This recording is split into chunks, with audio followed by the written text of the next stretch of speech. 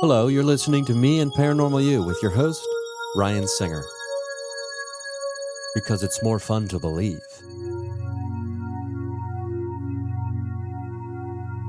Welcome to another experience of Me and Paranormal You. Hey, everybody, this is Ryan Singer, your host and friend and buddy or whatever, digital or real life, who knows anymore? Is there a difference? I'm thrilled because returning to the program is Dr. Jeff Tarrant. And we did a chat right at the end of last year about his latest book, Becoming Psychic.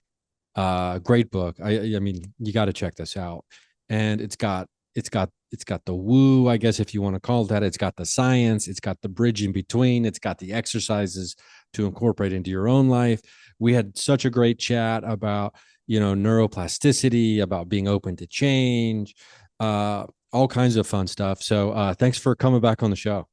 Yeah, no, I appreciate it. It's yeah, as much fun as we had the first time. When you invited me back, I was like, heck yeah. Oh, hell yeah. Love to hear it. Love to hear Yeah, it. I mean, well, there's something I really want to chat with you about because I think it could be very, very helpful. I mean, it's a little bit selfish, helpful for me, but I think also helpful for a ton of listeners.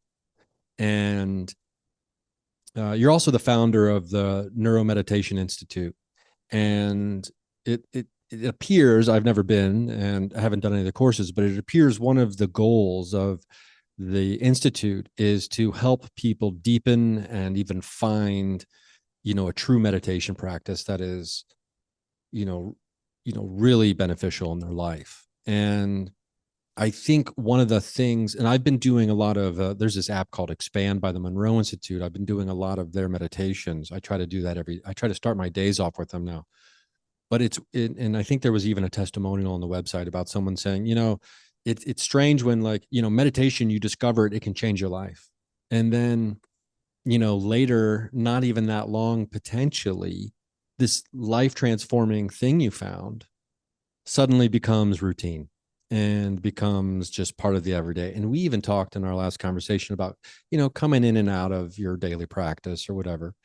yeah, And I'd love to discuss some tips for people or ways to keep the meditation practice that has been so beneficial, to keep it fresh and or to deepen, I believe, is what the goal is for the neuromeditation, is to deepen your personal practice.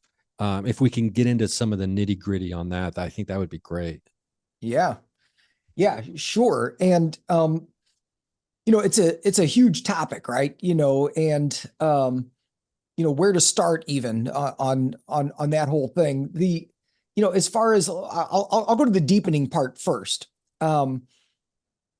because it is a challenge, right? Like anybody who's meditated for any significant amount of time, it's kind of one of those things you run into. You meditate, you've got your routine, kind of like you said, you get up in the morning, you sit on your cushion, you got your cup of tea, you meditate for 20 minutes or whatever, and then you go about your day. And so people who meditate consistently, they get into their routine, they get really good at doing whatever their thing is, right? Whatever the style is that they learned, whatever the approach is that they got involved with. And what I found, which is really interesting, is that one of the things that happens, not with everybody, but with a significant number of people, is that the process kind of stagnates. It becomes just a routine. It sort of loses its juice to some degree. And actually, I've even seen, and this seems counterintuitive, but I've seen people that meditate all the time, they actually get kind of rigid about their process, right? Like that it has to be a certain way, and they only meditate a particular style. And if you ask them to do something else, it's like they can't do it.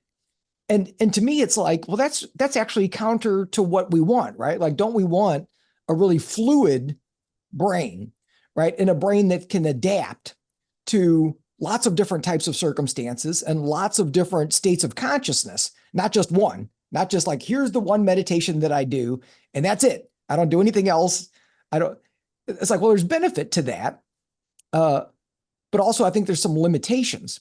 So I'm kind of addressing both of the items that you brought up at the same time, right? Like, how do you keep it fresh, but then also how do you deepen it at the same time? Um, and so I think the fresh part is I think it can be useful to either mix it up, right? Like change it up, try a different meditation approach, meditation style. So at the Neuro Meditation Institute, we kind of define meditation by how you're directing your attention and what your intention is. So we kind of have these different categories, and each of them have their own different benefits. And so if you've been doing a particular style for a long time, well, maybe try something different and then go back to your old style, right? But when you come back, it's going to have a different flavor to it. It's going to, you're going to come at it from a different approach. I mean, we can think of it like analogous to any kind of other skill, right? Like, so if you're whatever, you play a musical instrument and you're learning how to play a musical instrument and you only practice the same thing every day. It's the same drills, the same 3 songs. Like if that's all you do, it's going to get dull. It's going to get sort of mundane. It's not going to be engaging. You're not really challenging yourself. You might get better at those songs, but that may not help you on the other songs, right? All the other 8 billion songs out there in the world. Yeah. So, Yeah, I just imagine somebody in their house just on the piano playing chopsticks for eternity. right. Yeah, I love this. I love the idea of coming back to something and it's got a new flavor and it's fresh again, right? Yeah. And and then as far as deepening it, right? Because of course there is something to be said for doing one thing, right? In fact, I remember meeting with a meditation teacher years ago, and I was conveying some of my challenge with, you know, just the way my mind works. I like to investigate a lot of different things. And, she was bringing up the point that, uh, is it better to dig one hole really, really deep or a whole bunch of shallow holes? Right. Like, like, Oh God, it's like you're speaking right to my soul right now. and it's funny because the clear message was from her was one deep hole is better, right? However, I'm not sure I agree with that. I think it depends on the individual and it depends on the person or the circumstances and whatever. Um, so anyway, but to that depth, how do you get deeper and deeper with the same practice? And so that's where I really like introducing technology as sort of an aid, if that's the right word, uh, because we can use neurofeedback, or I'll just focus on neurofeedback for a minute. We can use very specific neurofeedback approaches where we're monitoring what's happening in the brain while you're meditating. And because some of these states are very specific, we can pretty much tell if you're in the meditative zone or not based on your brain waves. And so we can connect that to some sort of feedback, like an audio signal, right? Like, so attach it to meditation music. So when you're in the zone, the meditation music is nice and clear and at an appropriate volume.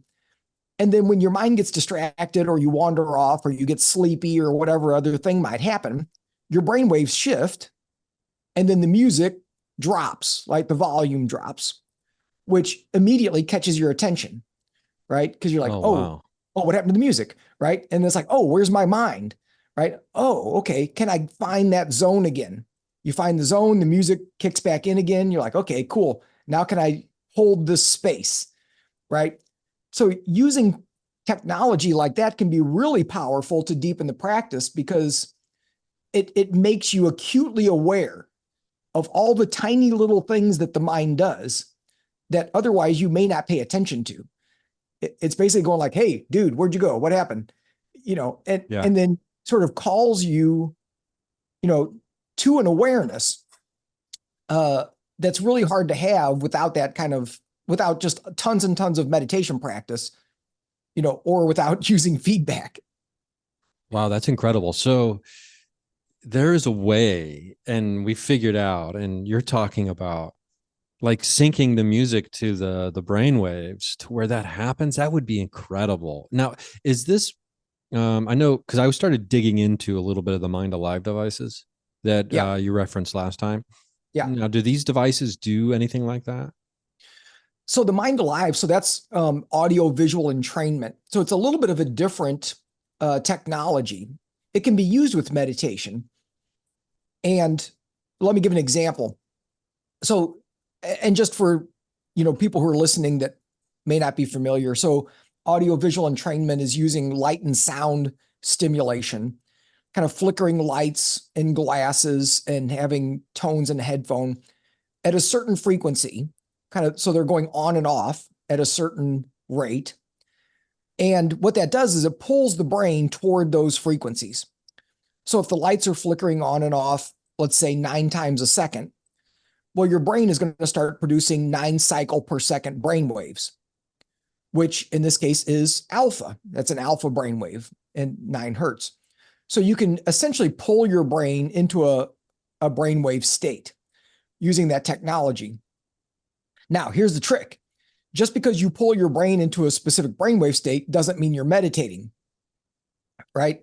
Like, because meditation is a specific skill.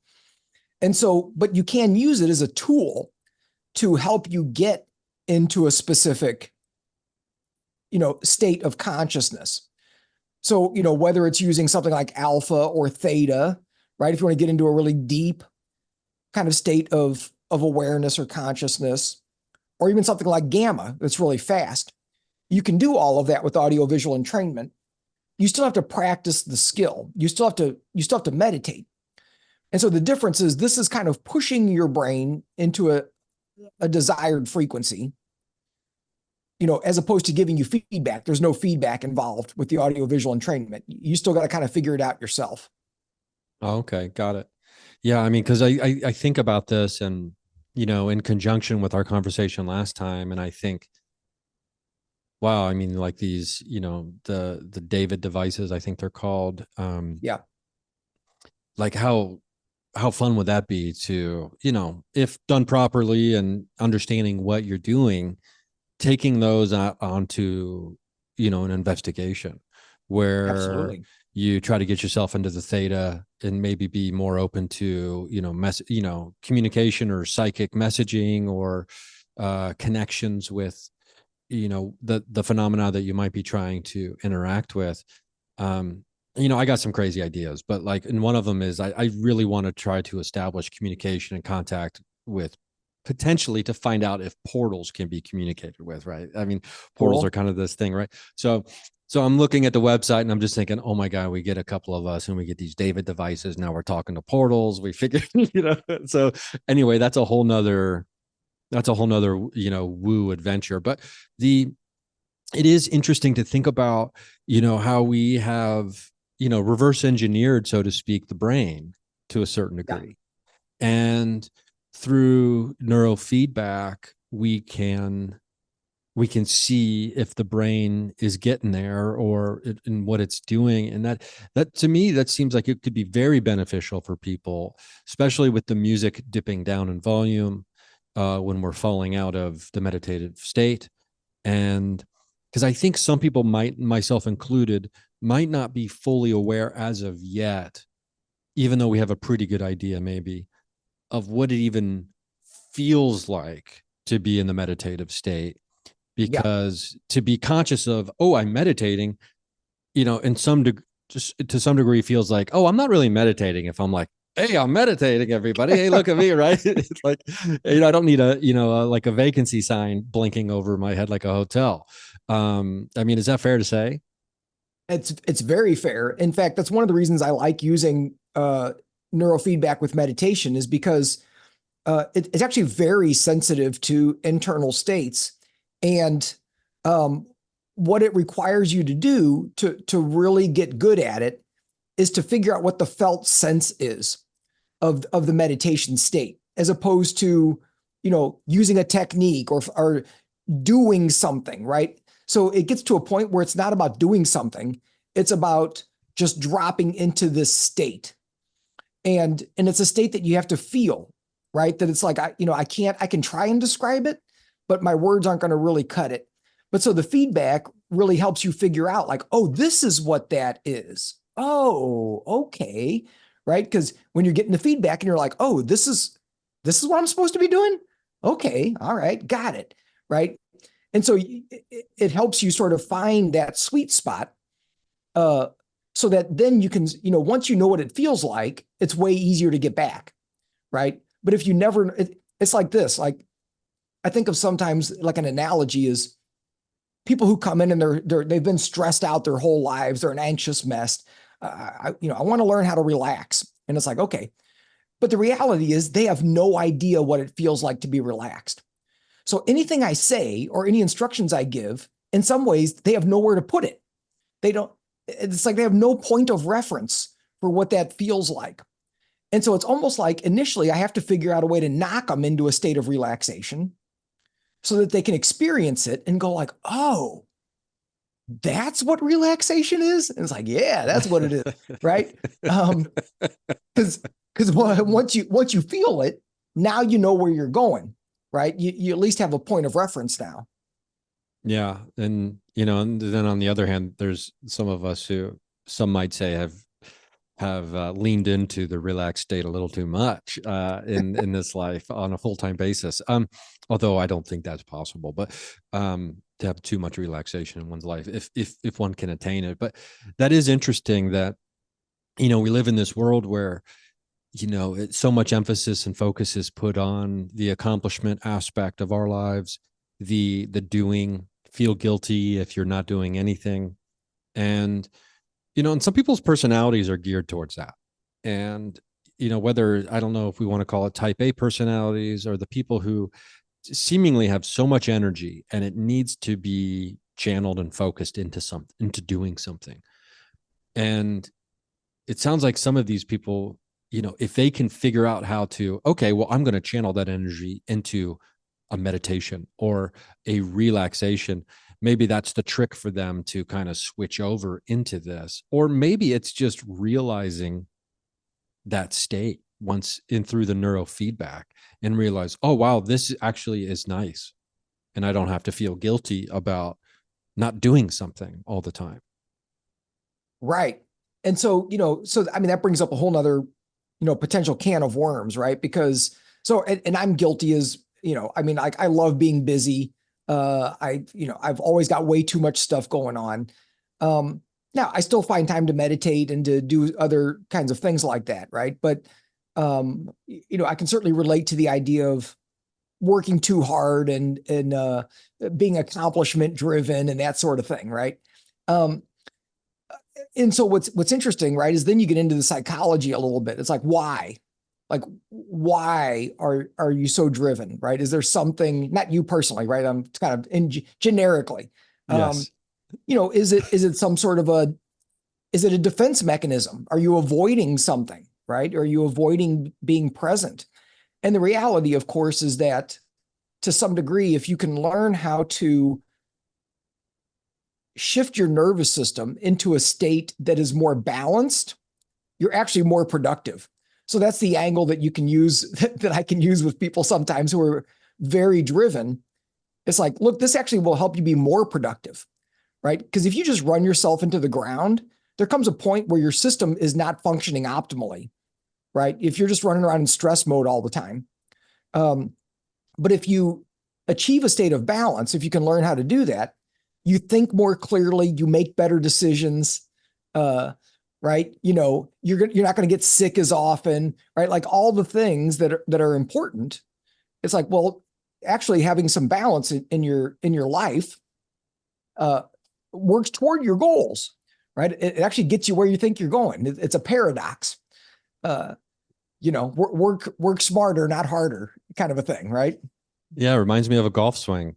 Um, Yeah. you know, for anybody who's ever played golf or, everyone knows what golf is, I think for the most part, but it doesn't behoove you to swing as hard as you can. It's not going to make the ball go, if you take a nice, easy swing, oftentimes that'll make, the ball go farther or further. And so, yeah, that's what it kind of reminds me of to a certain degree. And it makes sense too. And for me, when I can find myself really anchored in the moment, a couple different things happen.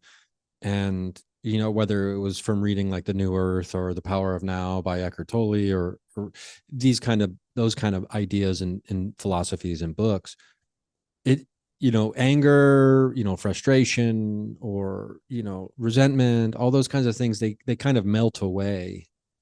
And specifically, I'm thinking about being in traffic jams because of like Los Angeles traffic. And if I find myself in there and I can get into the moment of just being alive in that moment, I feel strangely so connected to everyone else who's just sitting in a parking lot in their car when we should be moving. Yeah. And I find myself much less frustrated and able to think more clear and have a better grip on my emotions and my ideas of what I really need to be focusing on, which all kind of fall in line with the idea of being more productive and just being more efficient, I suppose, at living the life you want. Yeah, totally. No, I love that example, right? Of kind of driving in LA rush hour traffic, right? Which it sounds horrible, right? I use that as an example of horrible things that we have to experience sometimes in our lives, right? It's like, um, um, but you're exactly right, because if we kind of just go with our reactivity and we get pissed off and we're hollering and screaming and we're frustrated and stressed out, like that's actually not helping. It's not helping the situation. It's not getting us there any quicker. you know, all we're doing is creating a state in our nervous system that is adding to the unpleasantness, right? And so this is, I really like sort of some of the Buddhist ways of thinking about things. That, on the one hand, being a human, you're not going to avoid suffering. Stuff's going to happen. You're going to have to drive in LA rush hour traffic sometimes, right? Like that, you can't do anything about that. That's just part of being a human. Um, but then the other element that the Buddhists talk about, right, is the sort of the second arrow of suffering. The first arrow of suffering is having to deal with rush hour traffic. The second arrow is how we think and perceive and feel about the experience. So we create more suffering for ourselves by how we think about it or how we engage with it. And that actually usually causes more distress than the event itself, right? Because if you can just be present with it, it's like, well, okay, well, what are you going to do? Right? It's like, well, nothing. So relax with it. Put a book on tape on, make a phone call, meditate in your car, breathe, I mean, whatever, write jokes in your head. It doesn't have to be a horrible experience. It just depends on your attitude. And so I think that's a really good lesson for all of us, right? That it's like most of our suffering is caused by ourselves. It's caused by our thoughts. That second arrow. That The damn second second arrow. arrow. Oh damn. Yeah. Well, let's take a quick break here. Throw in some commercials. We're gonna be right back. Just a reminder, if you are a patron to the podcast, first of all, thank you. $3 a month gets you no commercials on all of these chats, and much more. So let's do that real quick. And when we come back, we got a lot more to cover. So we'll be right back after this quick break. Okay, boom, we're back. I am, I mean, I'm fascinated by, first of all, like all the work that you're doing with when it comes to, studying this, and then you really dug deep into it. We talked about the origins for, not the origins, but I guess maybe the impetus for becoming psychic really put together and off the ground. You were approached about being in a mini series, if I'm not Yep. mistaken. Is there an update on that? Was that something we were talking about previously in email, or was that a different one that maybe people can check out? It hasn't been picked up yet. So the short story is that the writer's strike caused a significant delay in getting things kind of moving. And so we should be hearing any day now, really, about kind of where the initial series is at. Uh, my hope is that it's going to be called Signal, is going to be the name of it. And so my hope is that, we're going to get the rest of the filming done, start working on that pretty soon. So the reality is it probably won't be out till the end of the year or something like that, right?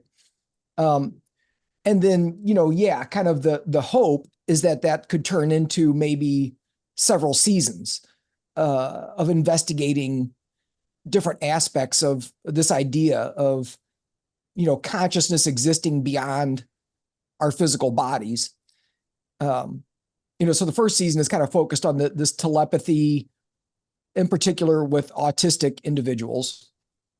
And then, but we want to go further and look at mediumship and look at remote viewing and look at psychokinesis and things of this nature, but in a more in-depth way, right? Like more than just a one episode, one shot kind of a thing.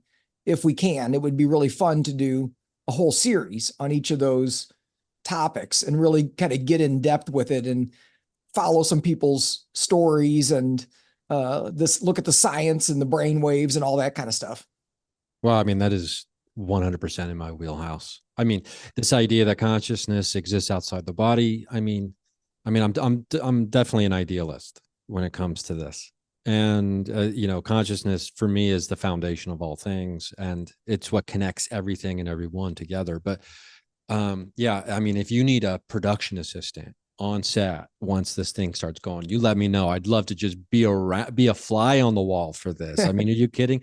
This is like exactly the type of programming I'm here for.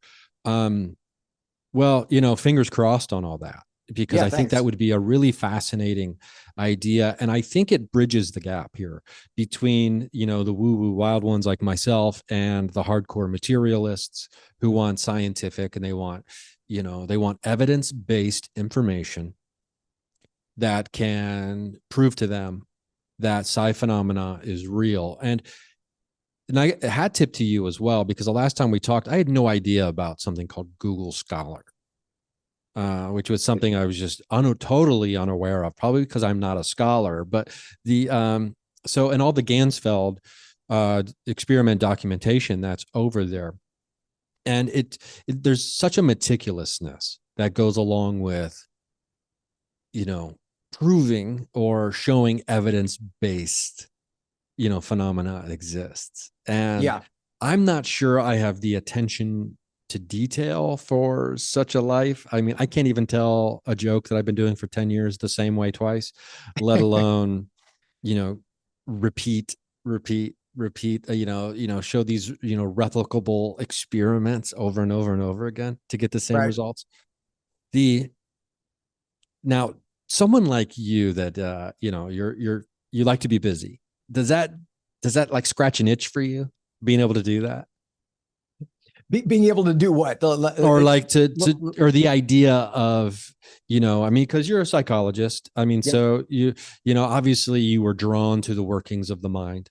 yep. Um, and we talk in your personal story, you talk about being from a believer to a skeptic to a skeptical believer, like grad school kind of made you skeptical. Now you're the skeptical believer. Now is there a scratch, do you need to scratch this itch for, okay, I need to see this over and over and over again to show people that it's real, like in I guess a replicable way when it comes to phenomena? Yeah, it's interesting, because I'd say yes and no. Um, a lot of I think what I end up doing, and the reason I keep looking at similar things over and over again, is actually for myself as much as for other people. Um, because even though I've seen some crazy, incredible things, there's still a part of my brain that doubts, right? And it's like, how is that possible? Like I've seen some things that there's no question about, and that make it very clear that the consciousness and the world is way weirder and way bigger than we could ever imagine. But yet there's still a part of my brain that's kind of like, well, but is it?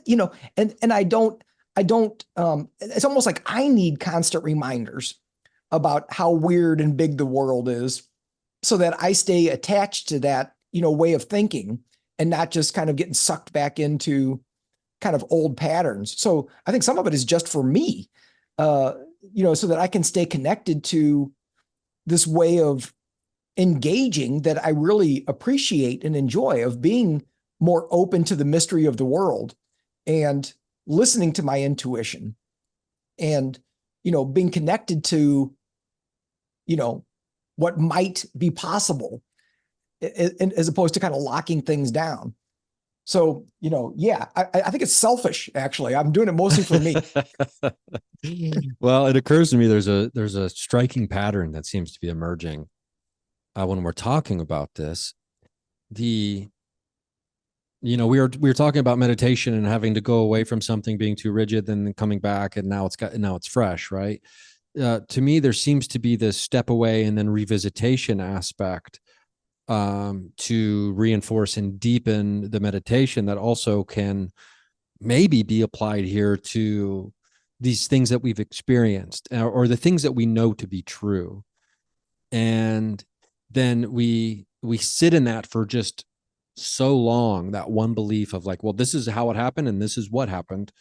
And 10 years later, now we're just like, is this real? And it's like, well, we haven't stepped away from it or come back to it maybe in too long. Mhm. To where I don't know if that makes sense. Maybe I'm making a stretch here, but there seems to be a correlation for me when thinking about these two things. Because I mean, I'm the same way, and I think anyone who's had an experience that's profound, life changing, supernatural, unexplainable, mystical, etc., it's hard to be on an island by yourself for a Yeah. really, really long time without doubt creeping in. And I don't know what that is about the human mind. Maybe it's trying to just fit in with everybody. Is there like a default mechanism we have that just, hey, I just want to be a part of everything, right? So yeah, maybe I am crazy, everybody. Hey, let's all have a good laugh at me, but we can do that together. I'm also with you laughing at me. As opposed to like being, this one dot outside of the circle, being like, no, no, no, no, no, this actually is true too, right? Yeah. I mean, at least for me, if you think about the amount of conditioning that we all have, from society in general, but then even more specifically, our families and whatever religious or spiritual upbringing we had, and not even just current, right? But our historical conditioning, because that gets programmed into your nervous system. But literally, it's like a program, and it runs the show in the background. And so whatever our programming is, which for most of us, it's that this is a materialistic world. Uh, all we are is this meat sack. Once we die, that's it. Game's over. You know, and it's funny because even people who are ascribed to certain religious beliefs, it's almost like a disconnect, right? They have this sort of religious belief, but they also kind of have the idea that it's like, yeah, this is it. This is all we get is this right here. And so this is kind of drilled into us. And I think it's really hard to overcome that, even when we have all these wild experiences. And this is why people ask me sometimes, like, well, what can I do, right, to uh, explore my own psychic abilities and things like that. And aside from some of the obvious things that I would say, right, like meditation and whatever, it's like read the books, watch the shows, interact with other weird people, because it's like you have to keep it in your consciousness frequently, uh, for it to stick.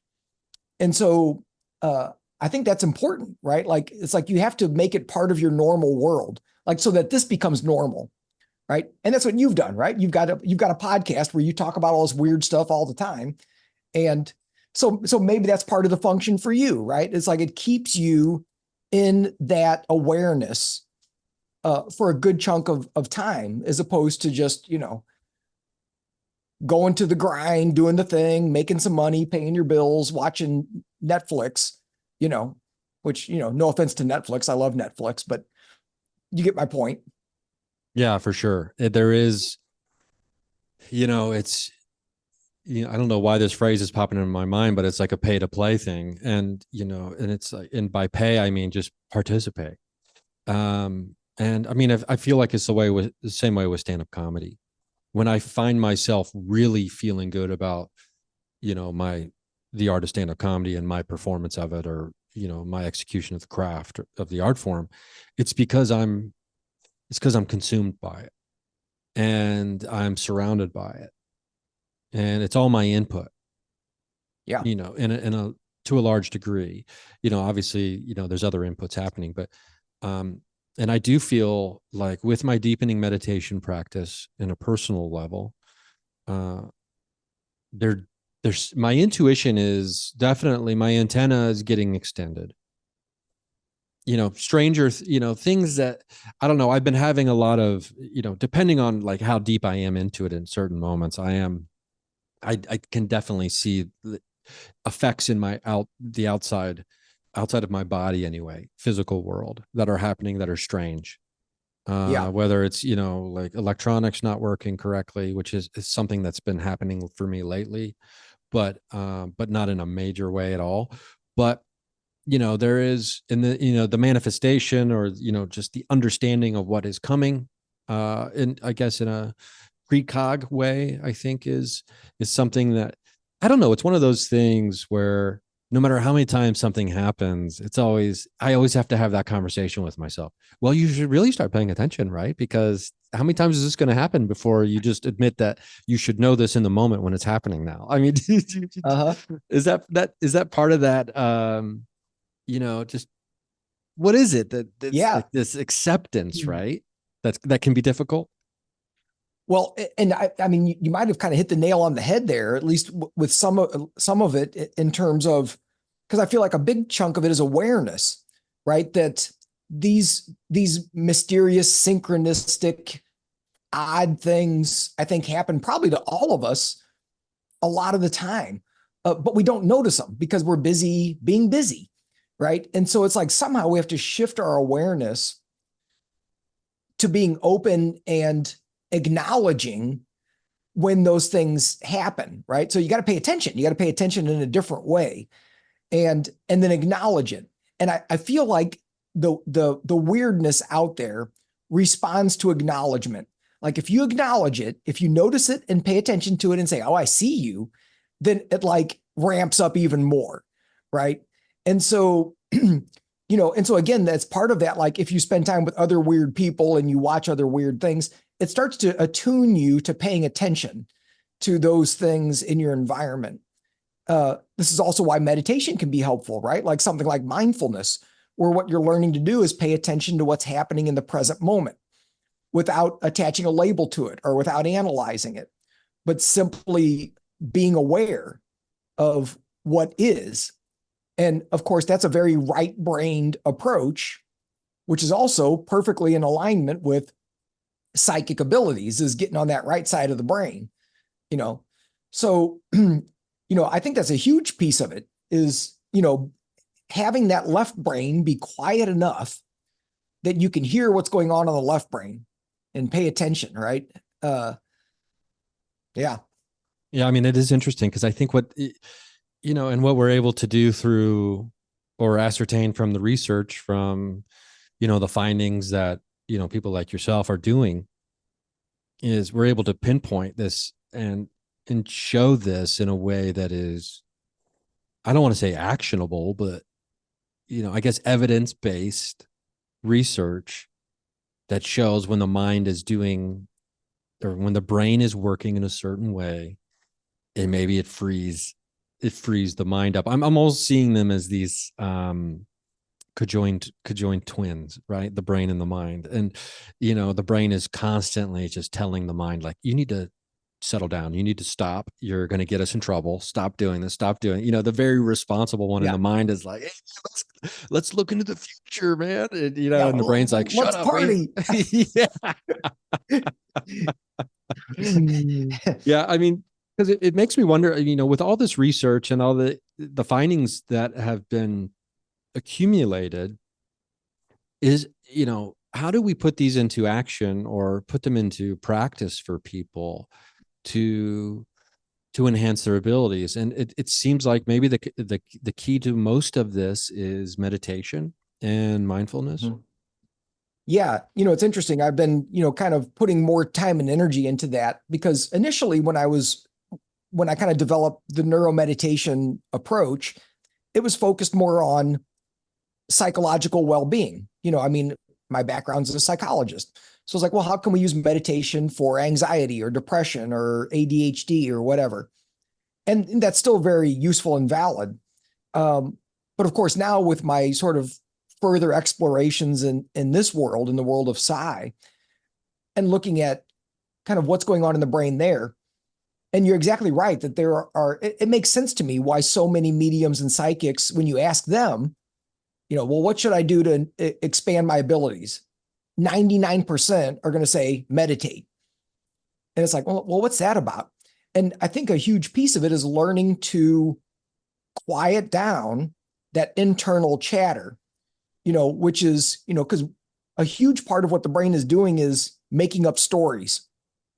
It's taking information from the environment and creating a story about it that fits your narrative of who you are and how the world works, right? So we're meaning making creatures, and we don't even know we're doing it, but we do it constantly. We're running around creating stories about things, and most of them aren't even true, right? Which doesn't even matter. It's like the brain just does it anyway. And so can we get to a place where that gets quiet enough that we can hear the more subtle whispers of other things that are going on besides the brain just making up stuff, right? And so that's what meditation teaches us. And whether it's, like a quiet mind type meditation or a mindfulness meditation, they all kind of get there just a slightly different approach. And actually, I think other types of meditation, like in our system, we would call it open heart, but things that are more like loving kindness or compassion type practices. I actually think those can be really useful as well, because what you're doing is learning to energetically connect with people or beings outside of yourself, right? If you think about a lot of those meditations, you're sending certain feelings, certain emotional states, certain intentions toward others outside of you. And so learning how to make that connection, make more of an energetic connection with energies outside of yourself, whether it's a physical being or whether it's a non-physical being, they exercise similar parts of the brain. So I think there's actually a lot of benefit that can be got from those types of practices as well. Kind of exercising that God spot, really, right? I like that phrase. Exercise that God spot. Let's do a quick break one more time, and when we come back, we're gonna, land this plane. I mean, I don't know where it's gonna land, but something tells me it's gonna be in an undisclosed location somewhere in the jungles of our mind. We're gonna be right back with Dr. Jeff Tarrant, and we're gonna be talking all more psi, more paranormal, more evidence based stuff. And yeah, so thanks again to the patrons. $3 a month, no commercials. We'll be right back.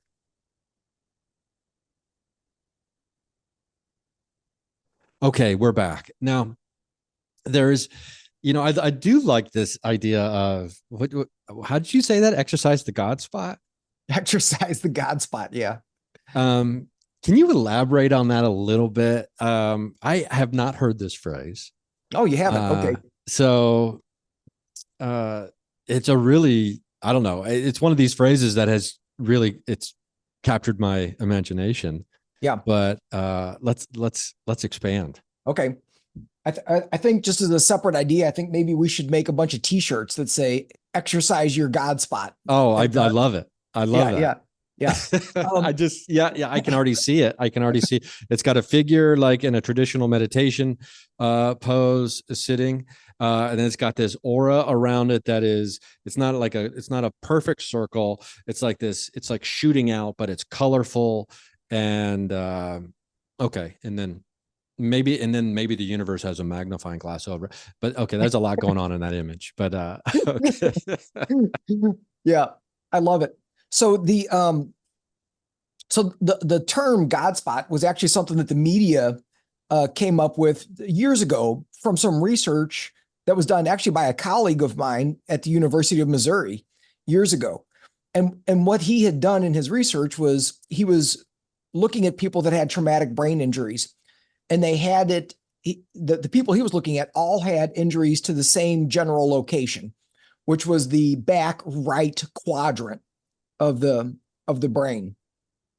And when he looked at these people after their injury, what he found was that invariably they became much more empathic and more spiritual, having all kinds of interesting spiritual experiences way more than the average population and more than before the injury. And so this area of the brain got dubbed the God spot, right? And now the researchers, by the way, didn't like that name. You can imagine, researchers being like, "Dude, don't call it the God spot," right? That's like it totally messes this whole thing up, right? Um, but it's interesting because what that part of the brain does when it's normally doing its job is it creates boundaries. So it essentially creates this identity of who you are as a being and that you're separate from other beings. So that's kind of its normal job. So to me, it makes perfect sense that if you disrupt that part of the brain from doing its normal job, in this case through an injury, but it could be through something else, then what it does is it makes it easier to connect to other energies outside of yourself, right? So empathy, if you become more empathic, well, what does that mean? It means you can take the perspective of somebody else, right? Um, or if you're having more spiritual experiences, you're connecting to an energy that's outside of yourself, right? So what's interesting is as I've looked at the brains of different mediums in particular, this pattern shows up a lot where that part of the brain kind of goes offline.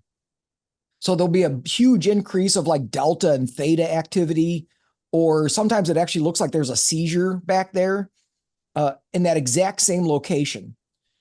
And so I think what they're doing is they've figured out a way on their own to disrupt that area temporarily so they can get out of their own way and connect to, uh, these other, whatever it is, whatever they're connecting to, right? Um, so when I say exercise the God spot, really that's what I'm saying is how do we exercise that part of the brain, which is about boundaries? And so how do we experience? So, if you think about like energy healing, or you think about some of these like compassion meditations, can we learn to extend our awareness and our attention and our energy outside of our physical body to connect to something else? Well, that's what we're doing. And so we're exercising that part of the brain, which is then theoretically going to make it easier, to tap in, right? Because you're out of your own way. Wow, that's really fascinating. And you know, the wild part of my brain is like, okay, so I need to get a hammer and find the spot in my No, don't do brain. that. No, don't do that. Yeah, The I'm not Yeah, advocating no, creating a let's traumatic brain injury for yourself. There's other no, it ways to get there. sounds there's much easier ways to get there other than, that's fascinating because obviously no one wants to have a traumatic brain injury. No. And the conditions that cause such a thing are, are very unfortunate and, sad in all aspects. I do, however, love this idea of the brain being disrupted in a way that helps it get out of its own way. Yep. Um, and through meditation or just through natural ability, maybe, I suppose, these mediums and these psychics that you've studied, if you had to guess, how many do you think up to this point you have studied? Um,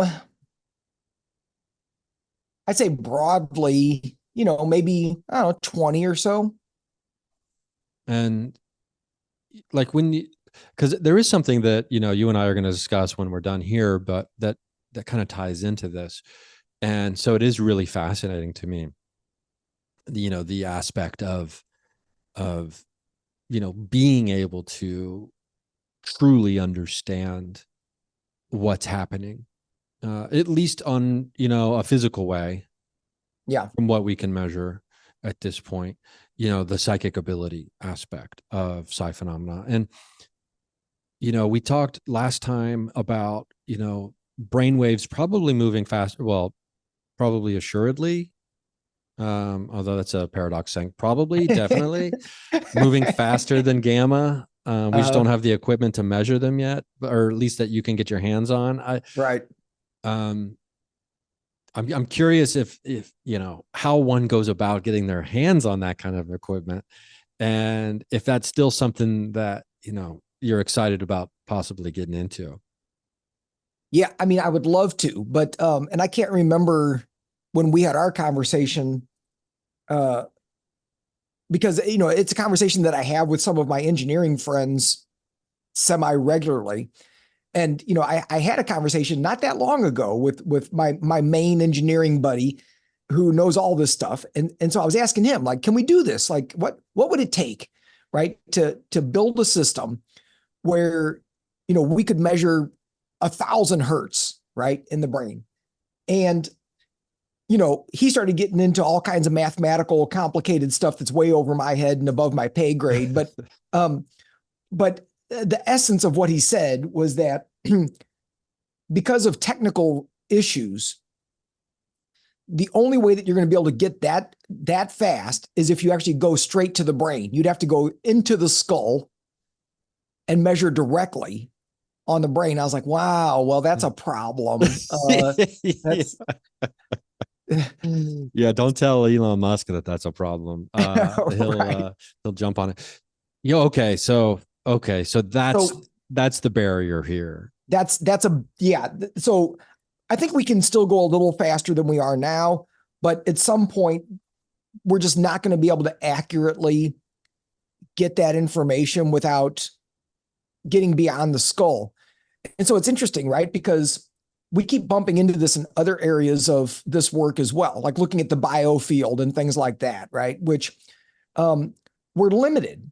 We're limited by our technology, and it's almost like there's a trickster out there who's like, well, it's like we're gonna tease you, right? It's like, well, you can measure stuff that's close to what you're trying to get to, but it's not quite there. Like we're just going to stay just out of reach, Oh wow. right? You know, and it's like I've been running into this trickster stuff a lot lately. I don't know if you run into it. I feel like when you get into this world, like the trickster shows up sometimes, and it's like, it just turns things on its head, and just messes with you. And, I feel like this is maybe one of those where it's kind of like, man, like all I want is to measure some of this stuff really accurately. And it's kind of like, yeah, you can't do that. Yeah, I Right. mean, I think it's safe to say that you're in the deep end of the pool as you talk about the trickster showing up, because I don't know, the trickster and the paranormal, which is an incredible book by George Hansen. Um, it's a compendium. I mean, it is like a textbook of you know laying out the trickster's involvement in the paranormal and psi phenomena. It's quite an incredible book, but there is that aspect that I think is so frustrating and aggravating to paranormal researchers, investigators, experimenters, and parapsychologists and psychologists, anyone who's interested in this across the globe. There's, I mean, a trail camera decides to just not work only once and during Right. this moment, right? There's, it's there's just so much going on. I mean, there's disappearing of files. It's quite, I feel like there's a game of, I do feel like there's a playful energy, and there's times where I've been terrified by phenomena, and sent me to therapy for years because of an experience. But the more I dive into it and confront those experiences, even those ones that were terrifying, I realize, wow, there's such a playfulness going on here that Mm-hmm. I may have been misinterpreting or just not able to handle in the moment. I call it getting ping ponged, like just back and Mm-hmm. forth, back and forth, back and forth. Like, oh, it's over here. And then you go over there to like discover this noise. And then all of a sudden, right where you were just standing, there's another noise. It's like, oh, I got to go back here. So it's like watching a tennis match Yeah. almost. And I feel like that's the trickster element. And it's just out of reach. Yeah. Like the paranormal is like the big brother with the hand on your forehead when you're little, and your arms just can't reach them. You're so close, right? um Now, do you think that is an attempt to keep one interested, to keep one pursuing, and the trickster maybe keeps moving the line in the sand back just a little bit further every time you maybe quote unquote prove yourself or show your true intention? I really don't know. I need to read that book that you referenced because I would love to hear what other, what somebody who's really investigated this, what their conclusions are. Because I mean, it certainly has that effect, right? Of kind of, you want more, right? Because it's like, you get a little bit and it's like, ooh, I'm getting closer. And then they move it on you. And then it's like, oh, okay. And, but it also keeps us, I think it keeps us being flexible and creative too, right? Because you can't just, if you just go in a linear direct line, it's not going to go very far in this work. Like you have to keep pivoting and you have to, be flexible.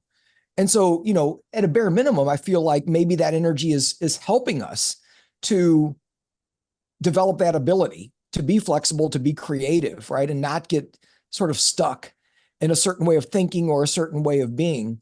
And I think there's probably a lesson in there, right? That it's like whatever we're dealing with is, you know, is very complicated. It's very complex. It's not something that we can just easily understand. And that might be part of the lesson is that it's like, yeah, you can do this all day long and that's fine, but you're never really going to understand this, right? Because it's just way bigger than your poor little human brain can deal with. Uh, and it's like, and that's okay too. If that's one of the lessons there, that's cool. I can get down with that. Yeah, Uh, yeah. It reminds me of that old line, it takes a village. I imagine when I think of something simple happening that can be easily identified, I don't know why this image popped in my head as you were saying that.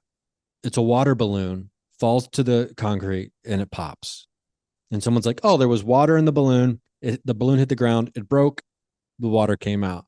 But then everything simple can become complicated, right?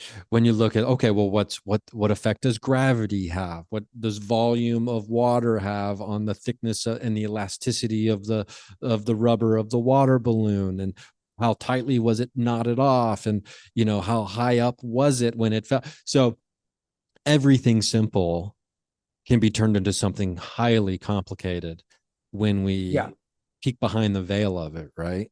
yeah, yeah, yeah. I love that. I think that's a good way of thinking about it. So I mean, again, maybe that's part of the lesson, right? Is like maybe we're thinking too hard. Uh, like just go with it, right? No one's ever accused me of thinking too hard, but the I will say that I said when maybe. yeah, maybe. Okay. It is, I love this idea, which ties into the neuroplasticity aspect that we talked about in our first talk. And I implore people to go back and listen to that. You know what? I'm just gonna do a couple clicks real quick and find out the exact number. It was December 27th, I believe, was when our first chat came out. I'm trying to remember the number for the listeners. I believe it was I want to say 432, but that could be incorrect. I'll have it here in a second. But the neuroplasticity aspect of, it wants us to, the phenomena wants us to stop being so rigid, like what you're talking about. And it is, yeah, it's 438, experience 438. Go back and listen to that, our first chat, if you're wondering what I'm talking about specifically right now. But it helps us, it keeps us in the flow by knocking us off balance. Yeah, And what in the moment can be a frustrating occurrence of, oh my gosh, we were so close, damn it, is actually like you said, teaching us lessons like, hey, don't ever think that you're on truly firm footing here, right, because right. we're out on the ocean right now, baby. You're not standing on solid ground. Yeah, yeah, and it does seem like the further into this weird stuff you get, like that life starts to do that as well, right? That it's like it presents these opportunities to invite, if you want to call it chaos, and I don't mean chaos in a negative way necessarily, but disruption, right? Like you almost have to disrupt what is comfortable and what's known in order to step into the unknown, right? If you keep everything nice and safe and comfortable and easy, it's like, well, you're not going to get it.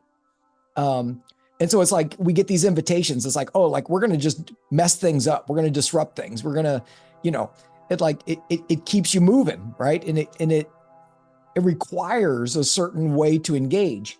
And so I mean, I totally get why certain people would want nothing to do with it, because it is a challenge at times, right? It's like, man, I just want things to be simple. And it's like, yeah, forget that, right? Like that's not what you signed up for here. You know, Yeah, there's it's like that old phrase, like keep it simple, stupid. It's like, well, no, that's yeah, no, never gonna happen. Never gonna never gonna happen. happen. Um, well, this has been great. I think we can put a bow on it now. This a Yeah. great chat. Love talking with you as always, Doc. And there's the fascinating aspects of being at the forefront of psi research, which is it's exciting, and we can't I can't wait to hear more about recent discoveries, and maybe in the future I'll convince you, I'll bribe you to jump on the show again, and we can talk about we can use our imaginations and think about like the future of psi research, and outside of being able to even measure above gamma. What does potentially the future of psi research look like? Because I love any sentence like you asked your engineer friends, like what will it take to do this? Like, I think that's how any great scientific experiment begins. It's like, what will it take to fill in the blank here? Yeah. So neuromeditationinstitute.com is the website. Is that the best website as a hub for all things that you got going on, or would you rather send them somewhere else? Well, I've kind of divided things into two branches, just for various reasons. But so there's the Neuro Meditation Institute website, and then there's also the Psychic Mind Science website. Um, so the neuro meditation is obviously much more geared toward meditative approaches and technologies, and then Psychic Mind Science, pretty obvious. That's more of the psi and mediumship and that kind of work. Okay, great. And the YouTube's got videos. I mean, go watch a qigong relaxation meditation. I mean, you can dive into past work. Just do a quick Google search if you want to listen to interviews on other podcasts, which have been great chats as well. So thanks again for doing this. I look forward to learning more after you've already learned it. So so thanks for doing all the heavy lifting out there. We appreciate it, and look forward to chatting again soon. Yeah, I appreciate it. And yeah, just let me know when you want me back. Hell yeah.